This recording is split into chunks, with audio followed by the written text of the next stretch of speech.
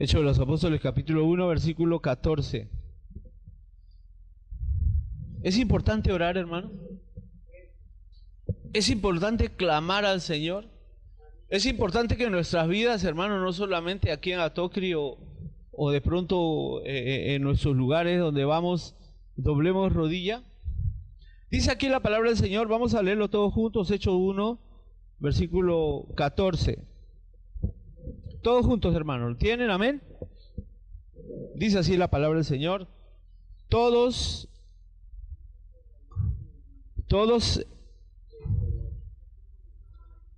estos perseveraban unánimes en oración y ruego con las mujeres, con María, la Madre de Jesús, y con sus hermanos. Te agradecemos, Señor bendito, por tu palabra. Te agradecemos, Señor, por la bendición de estar aquí, Señor, y te pedimos, Padre bendito, que tú, Padre bendito, nos estés bendiciendo grandemente. Oramos en Cristo Jesús. Amén. Cuando nosotros vemos aquí Hechos de los Apóstoles, capítulo 1, versículo 14, habla que todos estaban unánimes. Ellos eran solo una unidad. Y en realidad, hermano, cuán difícil es tener una unidad, primeramente como pastores en nuestra iglesia. Siempre hay algunos hermanos que piensan de una manera diferente. Pero el Señor nos ha llamado a la unidad. Dice la palabra del Señor aquí, perseveraban, o sea, siempre estaban orando. O sea, era algo que a ellos les hacía falta orar. Hermano, nosotros a veces pasamos la vida y pasamos nuestro ministerio cristiano ocupado en muchas tareas.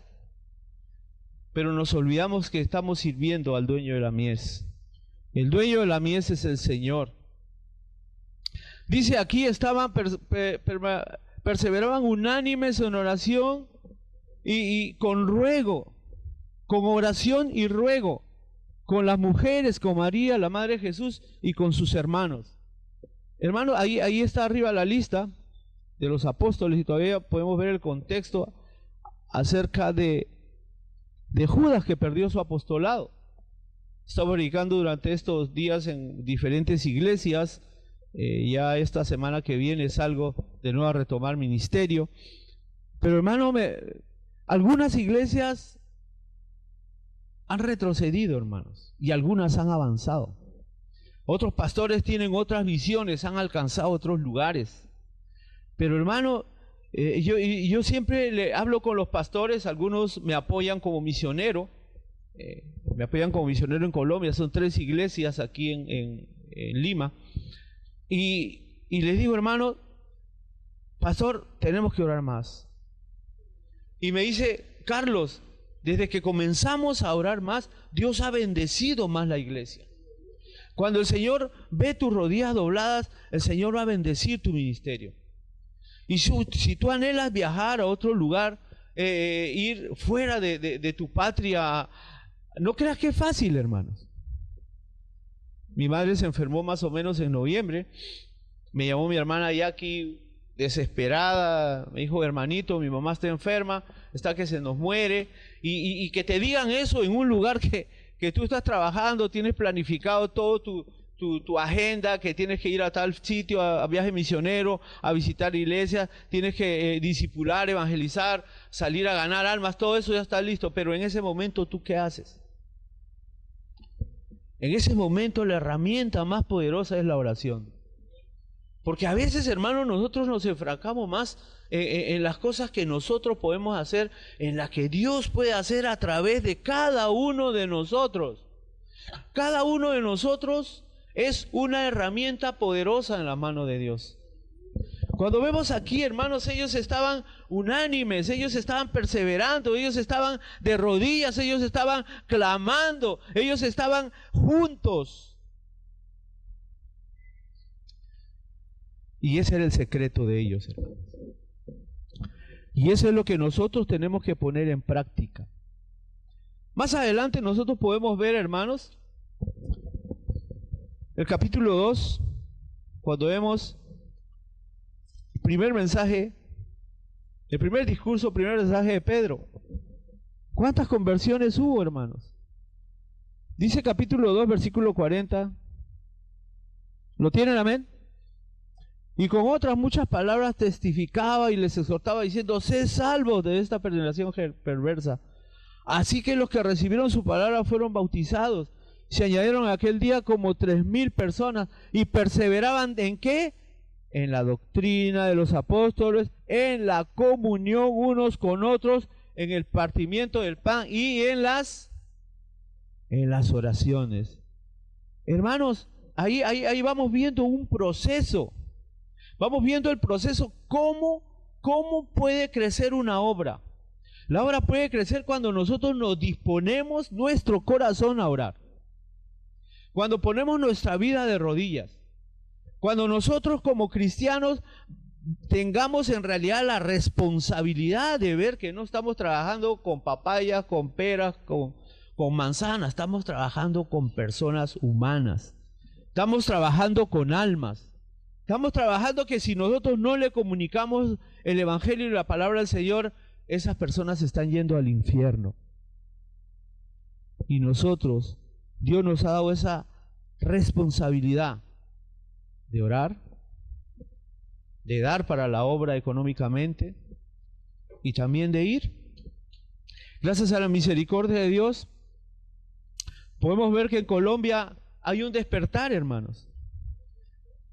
El hermano colombiano, cuando se convierte al Señor, es el hermano más fiel, hermano. Él quiere estar, y a veces uno piensa que no, pero sí, hermano. El Señor, cuando obra, cambia vida. Cambia cualquier personalidad, nacionalidad, raza, color, cualquier persona. ¿Sabe por qué? Porque Él es Dios. Porque Él murió en la cruz por nosotros. Porque Él derramó su sangre por cada uno de nosotros. Chino, japonés, kurdo, nosotros estamos orando. Siempre cuando vengo aquí recuerdo, me llevo esos papelitos que me dan aquí para orar por todas las naciones. Gracias al Señor, el Señor está abriendo puertas en Colombia.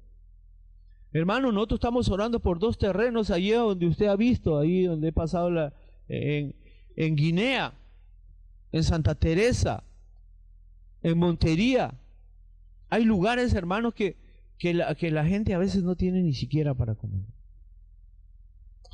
Nosotros a veces llevamos víveres, llevamos Biblias, y yo le digo: mira, hermanita, yo te puedo esta libra de arroz hoy, pero te voy a enseñar quién te va a proveer todos los días de tu vida ese arrocito. ¿Quién? Dios, el Señor. El Señor, cuando entra una vida, cambia, hermanos. Y le damos las gracias al Señor, porque vemos también, hermanos, que en medio de la necesidad, las personas que menos tienen son las personas que más dan. Hay personas cuando ya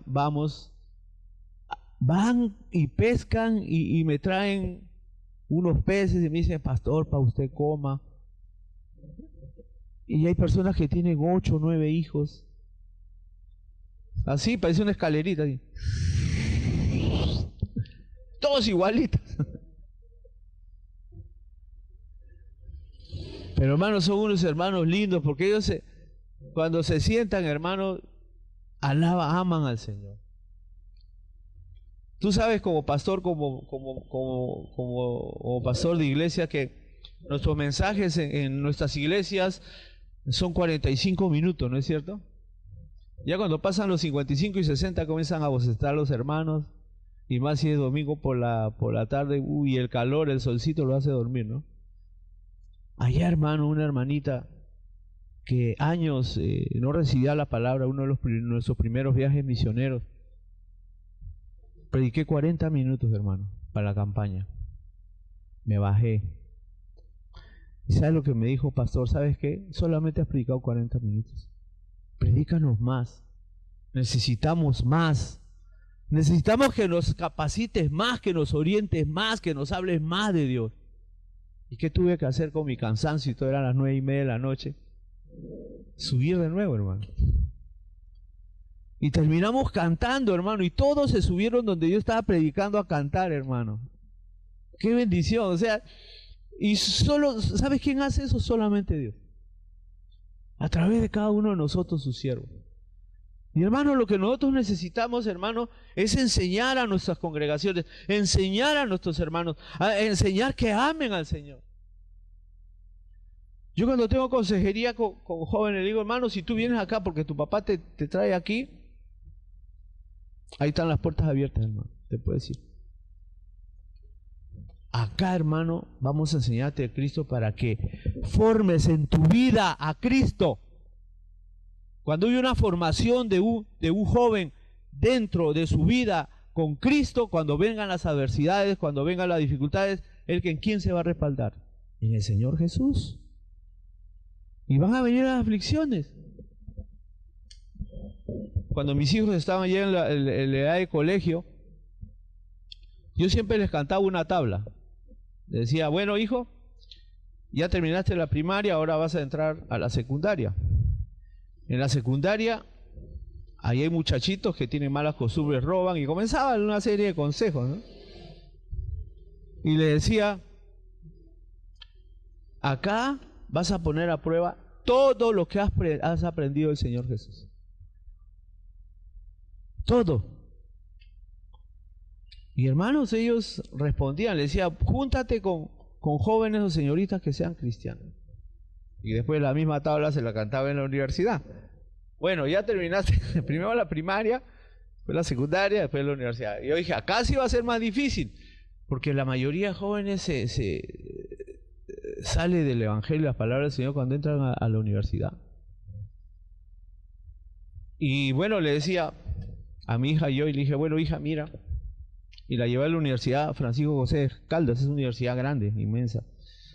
Y bueno, ahí tiene 2 escaleras. La escalera primera era ancha, donde todos estaban subiendo y bajando, estábamos guiando documentos y todo. Y me dijo, papá, pero acá hay otra escalera. Bueno, listo, vamos por la otra escalera. Y estábamos subiendo por la otra escalera, hermano, la cantidad de humo de marihuana no se veía de un piso al otro. Humo, así. Entonces yo subí esa escalera y yo cuando llegué al segundo piso estaba borracho ya del olor ese que había. Y le dije, hija, acá vas a poner a prueba la palabra del Señor, lo que tú has aprendido.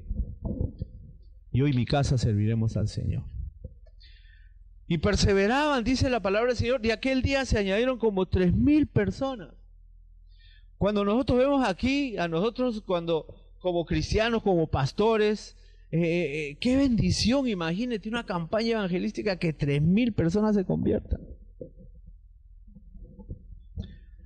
Dice aquí la palabra del Señor, y perseveraban. Tenemos que ser perseverantes, debemos de abrir la palabra del Señor, debemos tener comunión los unos con los otros, debemos también, hermano, orar. Las oraciones, hermanos, es muy importante que estemos orando. Hermano, nosotros sabemos, como pastores, mis hermanas como misioneras, saben que no es fácil la labor. Más si uno está en otro país. A veces uno piensa que el transcultural solamente es para las tribus, ¿no es cierto? No es para cada nación. Cada nación tiene su costumbre, tienen sus tradiciones, y uno tiene que, o sea, tú no tienes que adecuarte y llevar tu cultura peruana a ellos. Al contrario, tú tienes que aprender todas sus costumbres para poder tú hablarles y decirles a la costumbre de ellos. Pero sabemos a veces, hermanos, que nosotros también como cristianos debemos tener el respaldo de nuestras iglesias, de nuestros hermanos. Y hermanos, también a veces nosotros como pastores le dedicamos años para levantar un líder, ¿no? Sentamos ahí desde recién convertido y comenzamos a discipularlo. Presentamos a Cristo y nosotros vamos viendo el prospecto. Ese es el futuro pastor de la iglesia. De ahí voy a sacar un misionero. Y llega un momento hasta que te rompe el corazón, ¿no es cierto? Y es triste, hermano. Es si severo. A veces uno dice, mi trabajo, Señor, mira, dediqué tantos años. Y a veces no aguantan la presión del mundo. Pero gracias a la misericordia de Dios, hermano, nosotros debemos de seguir cumpliendo la labor. Debemos de seguir alcanzando a otros. Debemos de seguir, hermanos, nosotros como pastores, como misioneros, llevando el Evangelio y la palabra del Señor. Somos los abanderados de que Dios nos ha comisionado llevar su palabra. donde quiera que vayamos. Nosotros también somos los agentes que Dios ha escogido para llevar su palabra. Necesitamos, hermanos, también animarnos. ¿Cuántas veces nos desanimamos, no es cierto? ¿Sí o no? Las hermanitas se ríen, yo creo que ellas nunca se desaniman. Sí, hermanos, es cierto. Es cierto, hermano. A veces hay desánimo en nuestra vida.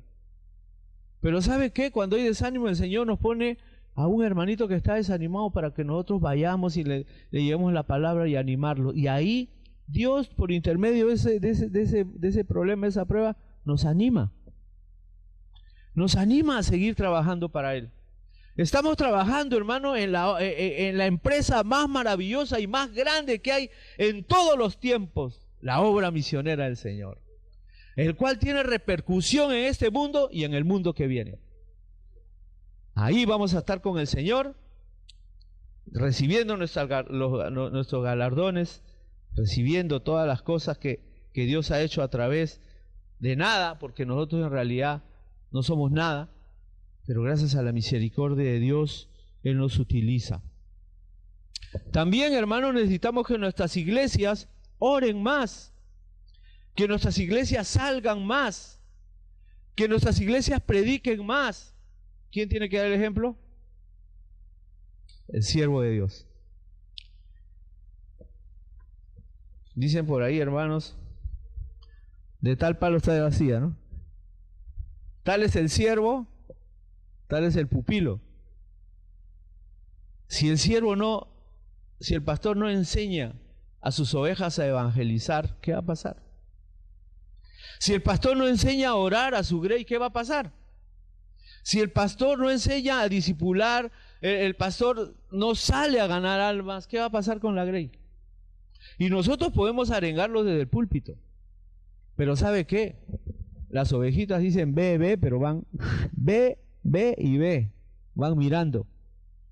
Dice, uy, el pastor habla de ganar almas, pero yo nunca lo he visto con un folleto ni ir al frente.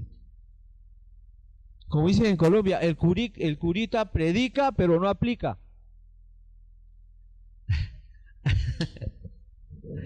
Entonces, hermanos, pensemos, hermanos, en la reunión, en ese aposento alto, hermoso, ¿no es cierto? Acá algún tiempo decían el aposento alto de Atocli, ¿no? Y me llama la atención, ahí estaba María, estaban los apóstoles, estaban los hermanos de Jesús. Imagínense el pensamiento de los hermanos de Jesús. Uy, no, era nuestro medio hermano. Y nosotros cuando creímos, cuando murió y cuando resucitó, ahora está, mira, Él resucitó, lo vimos aquí en Hechos de los Apóstoles, capítulo 1, versículo 8, y lo hemos visto. Y recién creyeron. Hermano, nosotros no necesitamos ya añadir cosas más a la palabra del Señor. Todo está escrito. Todo está listo para que nosotros vayamos donde está la necesidad. El apóstol Pablo solicitó las oraciones de otros hermanos. Vamos a 1 Tesalonicenses 3:1. Orad por nosotros. Y le dejo esa inquietud, hermanos, que oren por nosotros allá en Colombia. Y si quieren echarse la rodadita, allá los espero, hermano. Comemos, si está un mes, todos los días le doy carne, hermano. Carne, desayuno, carne, almuerzo y carne, comida. Allá la carne abunda, hermano. Hay mucho, de verdad, hermano. Ya yo estoy cansado, me vengo acá a comer pescado todos los días. 1 Tesalonicenses 3:1, alguien que lo lea fuerte, hermanos. 2 Tesalonicenses 3:1.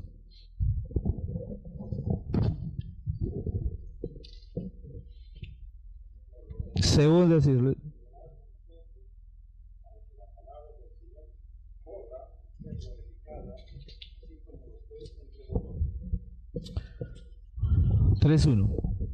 ¿Sí?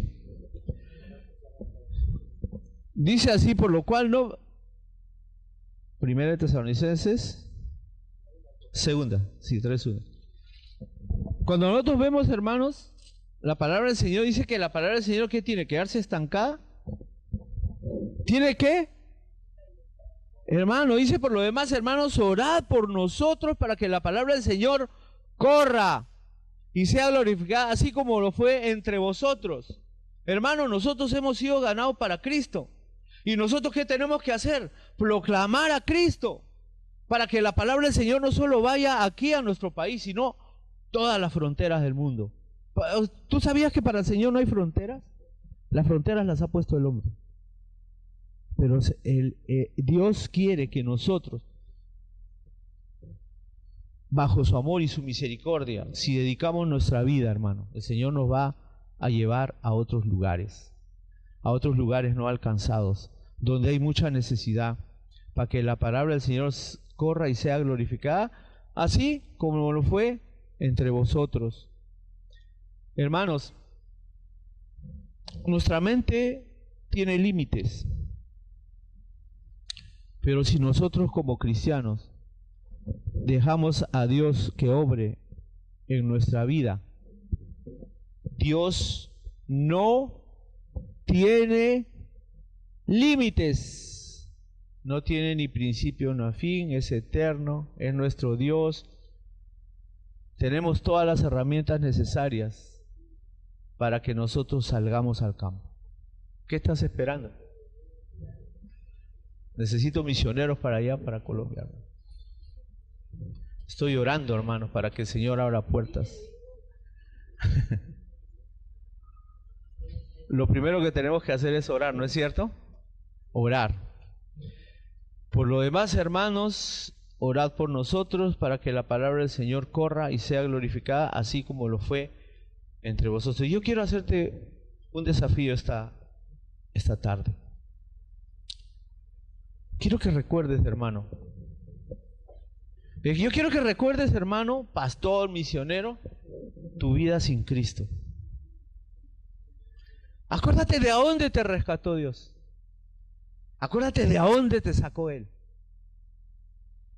Y la pregunta es, hermano, ¿qué estás haciendo tú por el Señor? A veces nuestras obligaciones y nuestros ministerios como pastor no nos hacen acordar, hermanos. A veces cuando vemos un borrachito ya lo despreciamos. Cuando vemos a un drogadicto lo despreciamos. Cuando vemos a una prostituta, a un homosexual, los marginamos.